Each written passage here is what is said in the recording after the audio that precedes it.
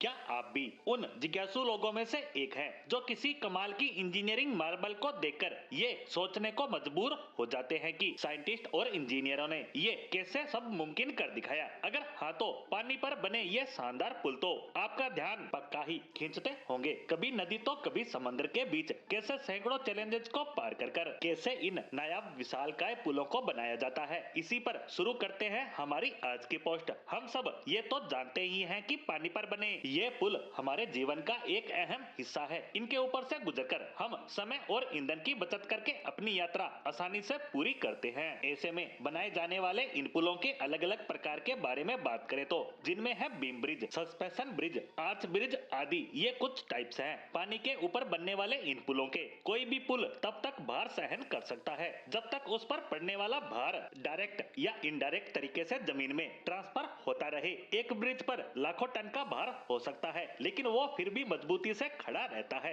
क्योंकि इसका सारा भार खंभों पर टिका होता है और खंभों से होता हुआ जमीन में चला जाता है जिससे ब्रिज को नुकसान नहीं होता। लेकिन पानी पर बनने वाले किसी भी ब्रिज की सबसे बड़ी चुनौती ही उसका फाउंडेशन बनाना ही होता है और पानी जितना गहरा हो यह चैलेंज उतना ही बड़ा होता है। ऐसे में फाउंडेशन बेहद मजबूत होना जरूरी है क्योंकि इनके दम पर ही पुल टिका होता है। लेकिन ये कैसे बनाए जाते हैं इसे थोड़ा समझने का प्रयास करते हैं। तेज बहाव वाली नदियों के ऊपर पिलर खड़े करने के लिए इंजीनियर्स सबसे पहले एक स्ट्रक्चर बनाते हैं जिसमें पानी की गहराई, बहाव की गति, मिट्टी, पुल का भार और उस पर चलने वाले वाहनों जैसी सभी चीजों को ध्यान में रखा जाता है। फिर नींव के प्रकार को तय किया जाता है जिसे कोफर डैम कहते हैं। पिलर बनाने के हिसाब से कभी कोफर डैम का स्ट्रक्चर सर्कल में होता है तो कभी स्क्वायर में। इस कोफर डैम को बनाने के लिए स्टील के लंबे लंबे टुकड़ों को एक स्ट्रक्चर पर फिट किया जाता है। फिर इन्हें पानी के अंदर डाला जाता है ताकि ये अंदर जाकर अच्छी तरह से गहराई में सेट हो जाए। इसके बाद इस पूरे स्ट्रक्चर के अंदर के पानी और कीचड़ को बड़ी बड़ी मोटरों के जरिए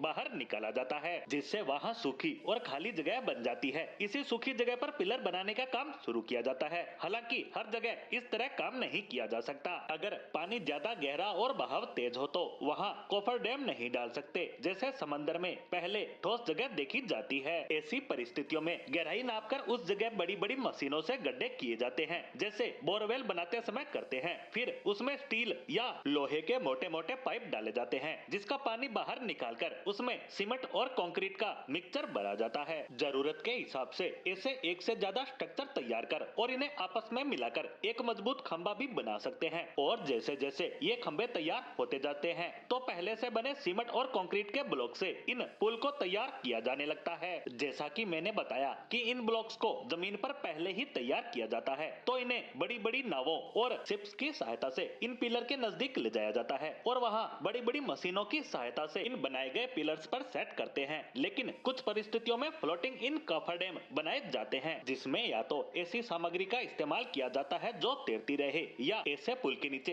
इस तरह की मशीनें सेट की जाती है जो पानी पर तैरती रहे। लेकिन ऐसे पुल जो चाहे किसी भी तकनीक से बने हो लेकिन इन सभी प्रक्रियाओं में समय और पैसा काफी ज्यादा लगता है और ये काम काफी खतरनाक भी होता है। लेकिन इन्हें बनाने वाले लोग प्रोफेशनल होते हैं तो ये ऐसे जटिल कामों को कर पाते हैं।